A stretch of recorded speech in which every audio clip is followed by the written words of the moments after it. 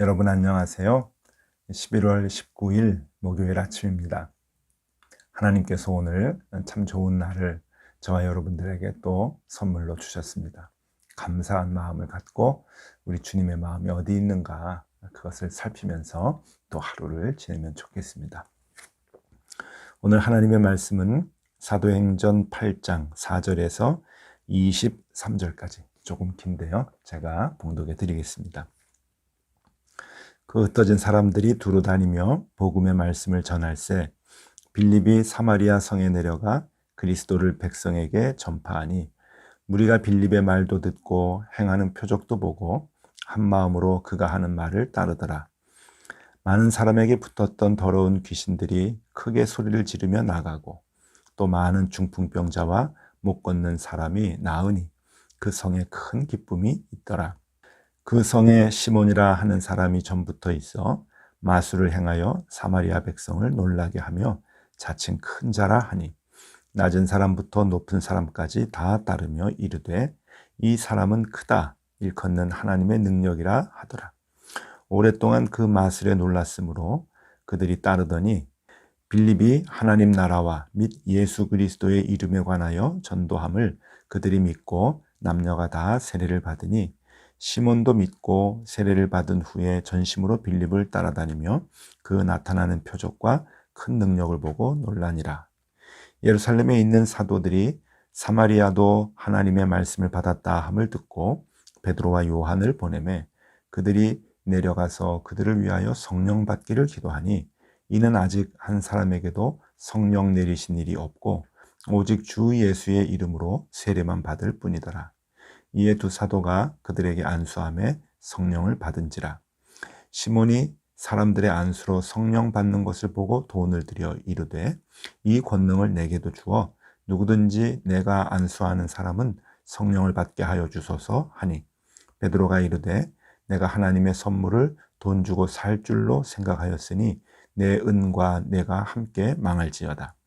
하나님 앞에서 내가 마음이 바르지 못하니 이 도에는 내가 관계도 없고 분기 뜰 것도 없느니라. 그러므로 너의 이 악함을 회개하고 주께 기도하라. 혹 마음에 품은 것을 사하여 주시리라. 내가 보니 너는 악독이 가득하며 불의에 매인 바 되었도다. 아멘. 23절까지 봉독하였습니다. 자, 오늘 이 말씀은 이제 스데반 집사님이 순교를 당하고 난 뒤에 이제 교회가 핍박을 받으면서 이제 어려움을 당하는 그 모습의 시작을 보여줍니다. 그런데 여러분, 참 놀라운 일이 벌어지죠. 교회는 핍박을 받지만 오히려 교회는 더 팽창하고 더 성장하고 더 능력의 공동체가 되어간다고 하는 것을 성경은 우리에게 역설적으로 증명을 해주고 있습니다. 특별히 스데반 집사님이 강조했던 것은 하나님은 성전에만 계시는 분이 아니다. 성전 밖에도 하나님 계시다. 우리의 마음 가운데 언제나 함께 하신다라고 하는 것을 정말 선포를 했죠. 캐리그마, 하나님의 그 마음을 아주 강력하게 유대교 지도자들에게 증거하고 난 뒤에 그 말로 인해서 돌에 맞아서 죽었습니다. 그런데 이상하게도 스데반 집사님이 강조한 그 말씀이 이제 사도행전 8장부터 그대로 드러나는 모습이 누가의 글 속에서 이제 나오게 되는 거죠. 누가는 그것을 의도하면서 이 성경을 사도행전을 쓴 것 같습니다. 스데반 집사님이 강조했던 것, 그러나 그것을 믿지 못하고 이제 죽임을 당했지만 스데반 집사님이 밝혔던 그러한 그 말씀, 선포했던 그 말씀은 진리이다.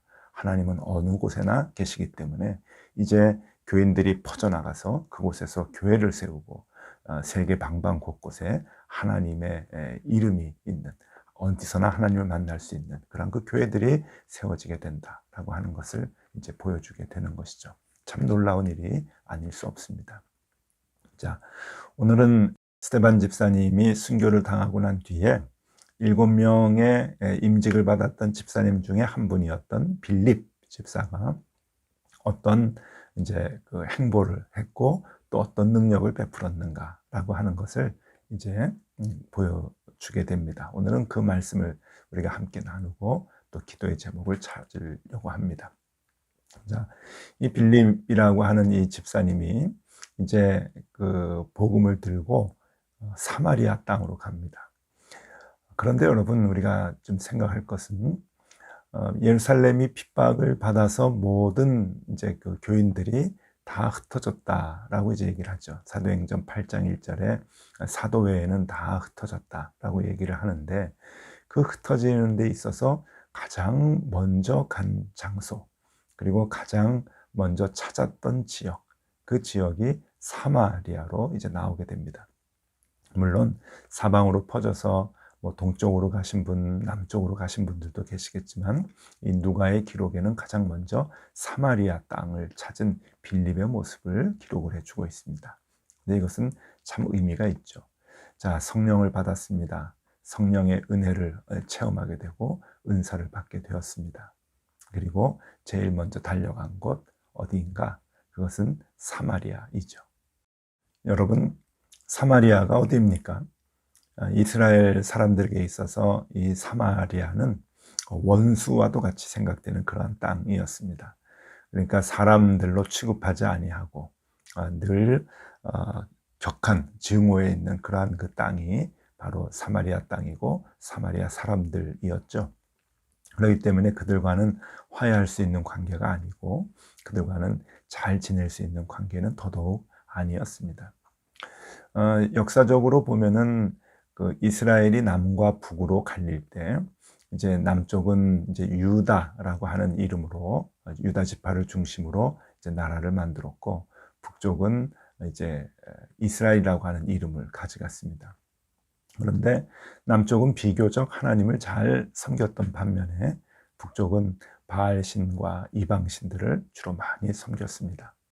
결국은 북쪽의 그 이스라엘 사람들이 남쪽에 있는 예루살렘 성전으로 제사를 지내러 이제 많이 가니까, 그것이 이제 이스라엘의 율법이었죠. 유대인들의 율법이어서 예루살렘 성전을 찾아서 많이 순례의 길을 가니까, 이제 그것을 막기 위해서 사마리아에 성전을 짓게 됩니다.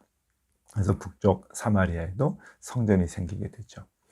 이것이 남쪽에 있는 이스라엘 사람들에게, 그러니까 유대인들에게 아주 큰 그 분노를 일으키게 됩니다. 하나님이 예루살렘 성전에 계시는데 북쪽의 사마리아에도 성전을 만들어 놓는다, 짓는다, 이게 이제 이해가 되지 않았던 것이죠. 그러면서 심정적으로 남과 북은 굉장히 많이 벌어지게 됩니다. 그리고 결국은 북쪽 사마리아에 지었던 그 성전은 그 성전 안에 바알 신상을 들여놓게 되고, 또 다른 이방의 신상들을 들여놓게 돼서 마치 하나님을 섬기는 양 이방신을 섬기는 그런 잘못된 신앙의 길로 가게 되지요. 자, 그러다가 이제 북쪽 이스라엘이 아수르라고 하는 나라에 의해서 멸망당합니다. 북쪽에 있는 큰 제국 아수르가 남쪽으로 내려와서 이스라엘의 그 북쪽에 있는 이스라엘 땅을 점령을 하게 되죠. 그러면서 이제 이스라엘 사람들이 아수르 사람들하고 많이 이제 그 결혼도 하게 되고, 오랜 시간 동안 또 자녀도 낳게 되고 하면서 소위 순수한 그 민족의 혈통을 잃어버리게 됩니다. 그러한 모습 때문에 남쪽에 있는 이 유다, 그 유대인들이라고 하는 이 유다 사람들은 북쪽에 이스라엘, 그 사마리아를 중심으로 살아가고 있는 이스라엘 사람들을 그렇게 이제 순결한 이스라엘 사람들로, 정결한 이스라엘 사람들로 여기지 않게 된 것이죠. 그러니까 종교적인 그 다른 길로 가는 북쪽 이스라엘 사람들과 마음이 멀어지다가 이제 혈통적으로도 순수하지 못하다라고 생각을 해서 이제는 이스라엘 사람이 아니다라고 하는 생각에까지 이르게 됐던 것입니다. 먼 이제 훗날 남쪽 유다도 다 이제 망하고 난 뒤에 바벨론으로 포로 생활을 하게 됐죠. 포로 생활에서 다시 이제 귀환을 했을 때 무너진 예루살렘의 성벽을 다시 재건하고 또 예루살렘 성전을 다시 지으려고 이제 애를 썼을 때 북쪽에 있었던 이 사마리아 사람들, 이스라엘 사람들이 엄청나게 방해를 많이 합니다. 그리고 압력을 가하죠. 협박을 하게 되고 예루살렘 성전을 짓지 못하게 합니다. 그래서 이러한 많은 그 이유들 때문에 결국은 남쪽 사람들과 북쪽 사람들은 앙숙과도 같은 그러니까 불편한 관계를 가져야 했고요. 로마의 식민지를 이제 식민지 생활을 하면서 이제 땅이 통일이 되고 같은 이제 이스라엘이라고 여겨지지만 그래도 왕래도 하지 아니하고 함께 밥상도 나누지 않는 이제 그러한 관계로 생활을 하게 됐던 것입니다. 자, 이러한 그 관계, 유대인들에게 있어서 북쪽의 사마리아는 그러한 버려진 땅이고 또 섞여서는 안 되는 그러한 그 지역으로 여겨졌던 것입니다. 근데 여러분, 성령을 받고 난 다음에 빌립이 처음으로 간 곳이 사마리아다라고 하는 것은 우리에게 엄청난 큰 의미를 주게 됩니다. 우리는 많이 그 성령의 은사를 받기를 원하죠. 성령님이 우리와 함께 하기를 간절히 바랍니다. 네, 여러분, 성령님이 우리와 함께 하시면 뭐가 좋을까요? 좋은 것도 많이 있겠지만 그러나 부담도 많이 있습니다. 그게 무슨 부담인 줄 아십니까? 그것은 우리와 가장 껄끄러웠던 관계, 우리와 원수되었던 그러한 그 사람들을 찾아가게 하는 겁니다. 성령은 그러한 은사를, 그러한 능력을 우리에게 주시는 거죠. 그러니까 우리가 참 만나기 힘들었던 사람, 만나고 싶지 않은 사람, 함께 말을 하고 싶지 않은 사람, 관계가 늘 힘들어서 어려운 사람들, 성령님이 오시면 그러한 사람들에게 다가가게 합니다. 왠지 아십니까? 성령님은 내 혼자 은혜를 받고 기뻐하게 하지 않으시기 때문에 그러죠. 그것을 전하지 않고는 견딜 수 없도록, 그리고 그 대상이 가장 나를 힘들게 했던 원수 같은 사람이라 할지라도 그것을 전하지 않고는 견딜 수 없도록 만들어 주십니다. 그러니 성령께서 우리와 함께 하신다고 하는 것은 여러분 함부로 우리가 기도할 것이 아니죠. 그렇게 우리에게 큰 부담을 주지만 여러분 그 부담을 우리가 안고 생활할 때 얼마나 큰 기쁨이 우리에게 있는지 모릅니다. 여기에 보면은 8절에 그 성에 큰 기쁨이 있더라 그렇게 나옵니다. 그 성에 큰 기쁨이 있더라. 많은 환자들은 병이 낫고 귀신 들린 자는 귀신이 떠나가고 그러므로 인해서 그 성에 있는 많은 사람들이 평안을 얻고 기쁨을 얻었다. 이게 왜 그렇습니까? 빌립 한 사람이 갔기 때문에 그런 것이죠. 성령의 사람인 빌립이 그 원수의 땅에 들어가서 그들에게 복음을 전했을 때 그 결과는 그들에게 큰 기쁨이 있었던 것이죠. 성령님은 우리에게 그 역할을 감당하라고 성령님을 주시는 겁니다. 우리에게 그 성령의 은사를 주시는 거죠. 성령님이 오셔서 성령의 능력을 행할 수 있도록 우리에게 함께 해주시는데 우리가 그 성령님 힘 의지해서 해야 할 일은 원수들을 찾아가는 겁니다. 힘들고 어려운 관계의 사람들을 가서 그들과 함께 기도하고 또 그들에게 복음을 전해주는 것. 그것이 우리의 역할이라고 하는 겁니다. 마태복음 5장 23절, 24절 산상수훈의 말씀이죠. 여기서 예수님께서 매우 귀중한 것을 우리에게 가르쳐 주십니다. 예수님이 이렇게 말씀하십니다. 그러므로 예물을 제단에 드리려다가 거기서 내 형제에게 원망 들을 만한 일이 있는 것이 생각나거든 예물을 제단 앞에 두고 먼저 가서 형제와 화목하고 그 후에 와서 예물을 드리라. 예수 믿는 사람들에게 가장 중요한 게 무엇인가? 그것은 화목한 것이다. 용서하는 것이다. 화해하는 것이다. 여러분 쉬운 일이 아닙니다. 그런데 예수님 분명히 얘기하시죠. 그것이 선행될 때 우리의 삶 속에서 진정한 예배가 드려지게 된다라고 하는 것입니다. 여러분, 이것은 우리에게 기쁨의 말씀이 아니라 큰 부담의 말씀임에 분명합니다. 그러나 예수님은 성경 곳곳에서 이 원리를 우리에게 언제나 얘기해 주십니다. 우리가 원수지고 우리가 사람을 미워하고 사람을 원망하면서 하나님께 예배 드릴 때 하나님 그 예배, 그 제사 받지 않으신다라고 하는 것이죠. 이 얘기는 베드로 사도에게서도 그대로 나타납니다. 예수님의 제자였던 베드로가 베드로서에서 이렇게 얘기하죠. 베드로전서 3장 7절입니다. 남편들아 이와 같이 지식을 따라 아내와 동거하고 그를 더 연약한 그릇이요 또 생명의 은혜를 함께 이어받을 자로 알아 귀히 여기라. 이는 너희 기도가 막히지 아니하게 하려 함이라. 아내를 귀히 여기라고 하는 겁니다. 아내를 그 당시는 아마 좀 더 연약한 자로 생각했던 것 같습니다. 연약한 자를 귀히 여겨라. 이유가 무엇인가? 우리의 기도가 막히지 않게 하기 위함이다. 여러분, 아주 분명한 메시지이죠. 우리가 사람을 업신여기고 사람을 귀히 여기지 아니하고, 그리고 사람과 사이가 벌어지고 미워하고 악의를 품고 그런 마음을 갖고 있게 된다면 우리의 예배는 하나님이 받아주시지 아니한다. 우리의 기도 하나님이 들어주시지 아니한다. 그래서 주님 가르쳐 주신 기도에 분명한 말씀이 나오지 않습니까? 우리가 우리에게 잘못한 사람을 용서하여 준 것 같이 우리 죄를 용서하여 주옵소서. 아주 중요한 기도의 내용이죠. 주님이 그것을 강조해 주십니다. 많은 사람들 용서해라, 포용해라, 용납해라. 그러면 내가 너 용서해 줄게. 내가 네 기도 들어줄게. 네 예배를 받아줄게. 오늘 빌립 집사님이 성령의 능력으로 가장 먼저 찾아간 곳 사마리아. 여러분, 의미 있는 땅입니다. 의미 있는 사람들이죠. 그곳에 가서 하나님의 말씀을 전하고 그들을 끌어안고 그들에게 기쁨을 주었던 것, 우리가 마음에 많이 새겨야 할 것입니다. 네, 여러분, 오늘 하루는 이 말씀 하나 붙들고 살면 좋겠습니다. 또 기도하면 좋겠습니다. 나에게 가장 힘든 관계의 사람이 누구인가?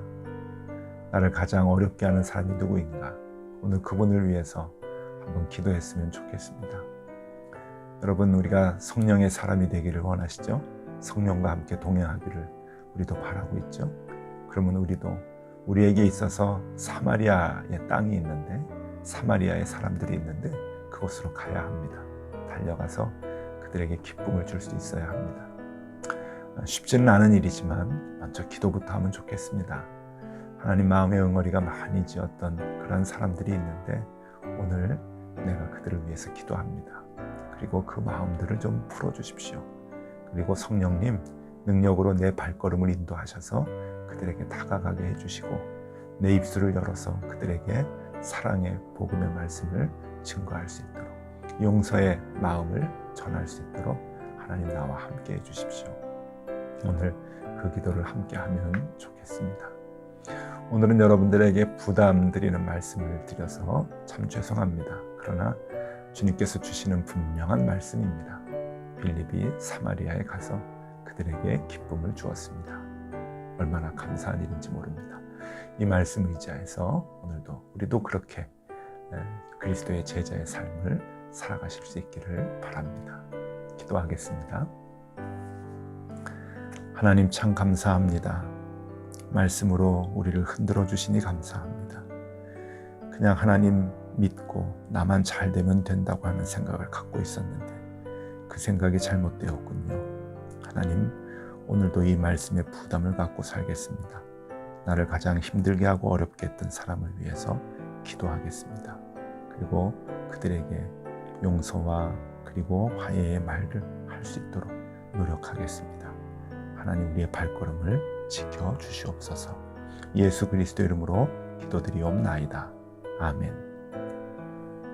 함께 기도하시겠습니다.